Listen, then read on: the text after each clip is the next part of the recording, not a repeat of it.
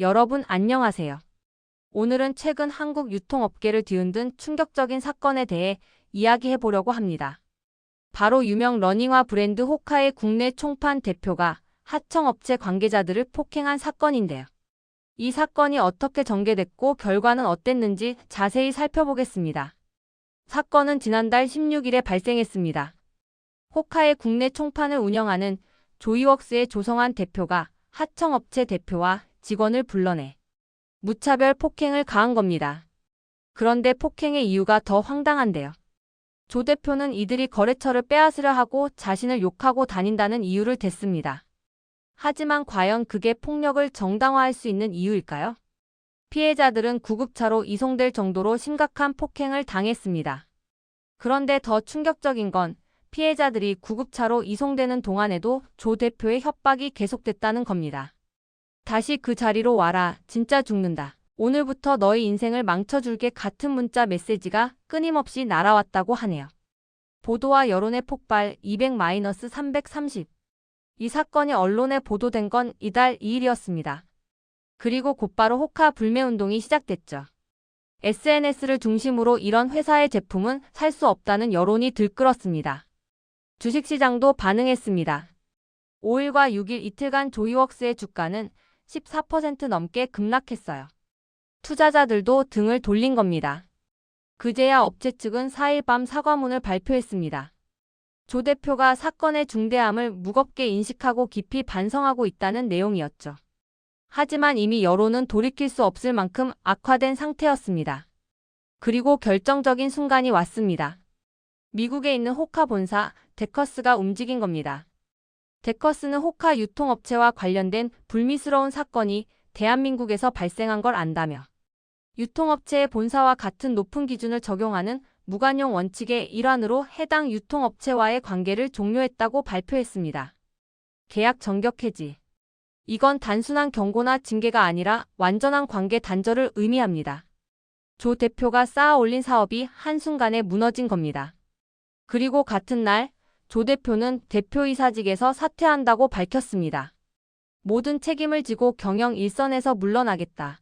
물리력 행사가 정당화될 수 없다는 걸 잘 알고 있음에도 순간의 감정을 추스르지 못하고 돌이킬 수 없는 잘못을 저질렀다고 했죠.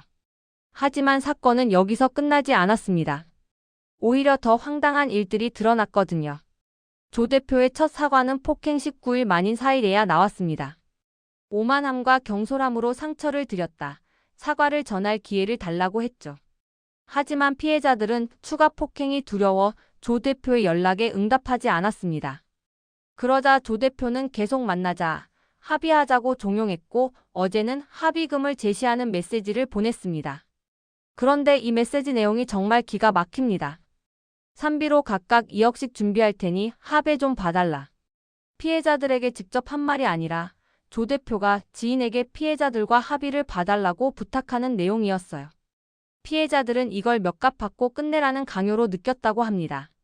한 피해자는 사퇴하는 것도 본인 회사의 임직원들하고 그 사람들의 사과지 저희에 대한 사과는 없었다고 분통을 터뜨렸습니다.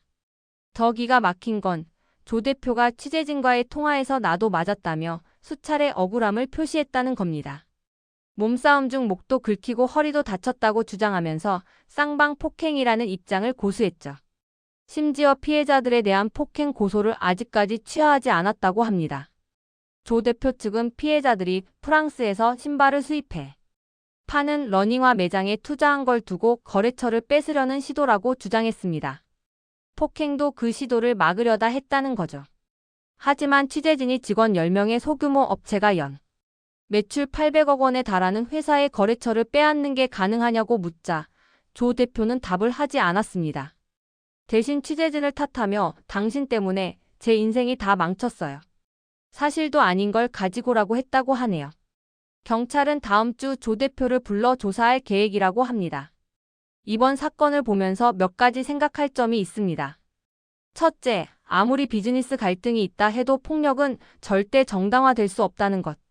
조 대표 스스로도 물리력 행사가 정당화될 수 없다는 걸 알고 있었다고 했지만 결국 감정을 조절하지 못했죠. 둘째, 글로벌 기업들의 윤리 기준은 매우 엄격하다는 것. 데커스는 한국 시장에서의 비중에도 불구하고 무관용 원칙을 적용해 계약을 해지했습니다. 이는 기업의 가치와 원칙이 단기적 이익보다 중요하다는 메시지죠.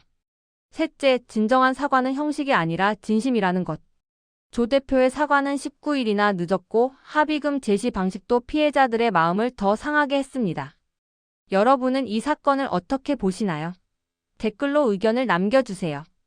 그리고 이 영상이 도움이 되셨다면 좋아요와 구독 부탁드립니다. 다음에도 유익한 내용으로 찾아뵙겠습니다.